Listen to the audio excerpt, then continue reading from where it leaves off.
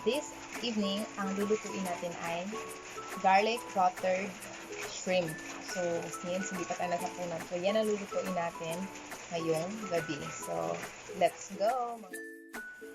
Okay guys, so ayan, what are the things that we need to prepare for the ingredients of that garlic buttered shrimp? First and foremost, kailangan natin ng shrimp. Kailangan din natin ng butter. So, yung butter, pwede alternative ang margarine. Meron tayong onion, meron din tayong garlic. Of course, meron din tayong paminta and Sprite. Ayan, kailangan natin yan. Kailangan din natin ng suka at asin. So, that's it guys, ang mga bagay na kailangan nating i-prepare. And tayo na para simulan ng ating garlic buttered shrimp. So, first, paiinitan natin yung kawali natin. Ayan. So, depende sa inyo anong heat ang gagamit nyo. Yung ginamit ko, medium lang. Much better yung medium. Masyadong malakas. Sayang yung butane natin. Ayan.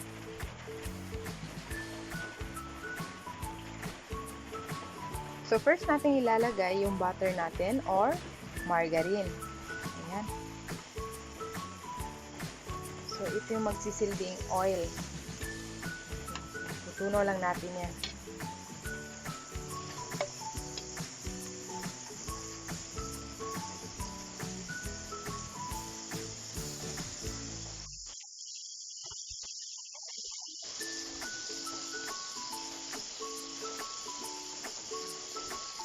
So, tunawin natin ng maayos.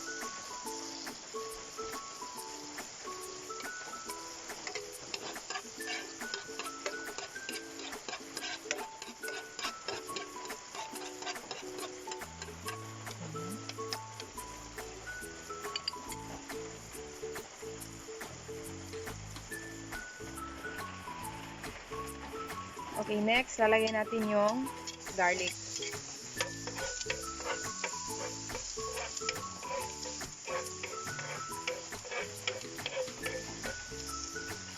Sunod yung onion.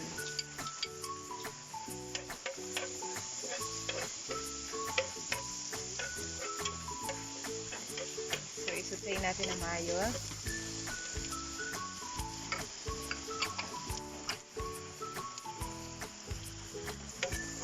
Ayan. So, kapag medyo brown na yung onion at saka garlic natin, pwede nating ilagay yung shrimp.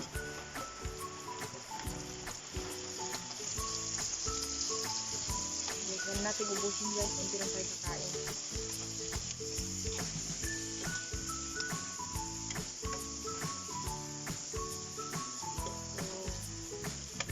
So, ayan, hintayin natin ng at least 3 minutes.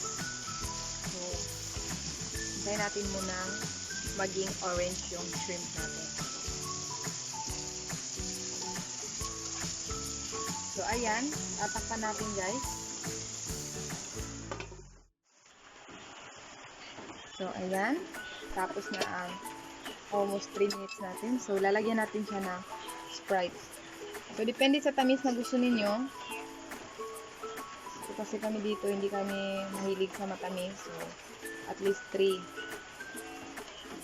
lang na nagamit yung ating sandok. Ayan. Medyo pakuluan natin saglit.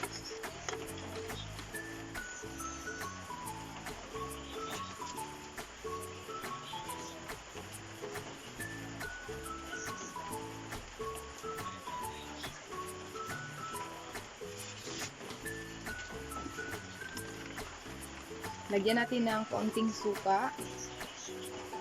Yan yung suka na gusto ninyo.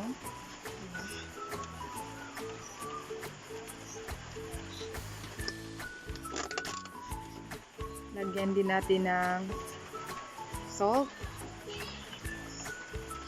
So, tansyahin nyo na lang yung panlasa ninyo.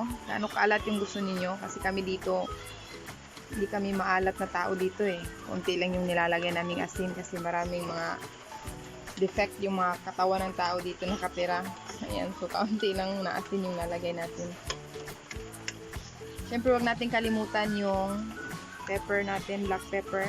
Powder siya. Kaunti lang din.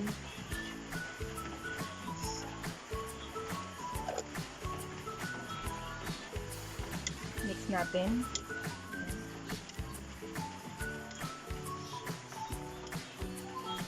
Pwede niyong tikman kung gusto niyo tansyahin yung lasa.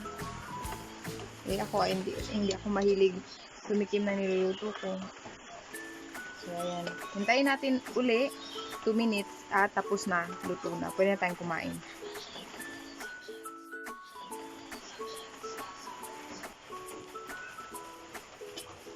So ayan ang final look ng ating garlic buttered shrimp. Ayan. So luto na yan guys. Pwede na tayong kumain.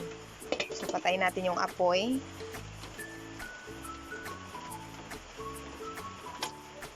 At, ita-transfer natin sa ating bowl. Ayan, so, transfer na natin.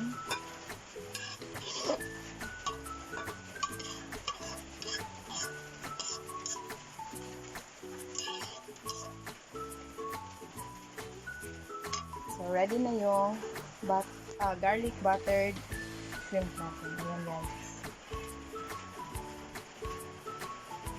And that's it. Thank you. Sana nasarapan kayo sa pagluluto natin.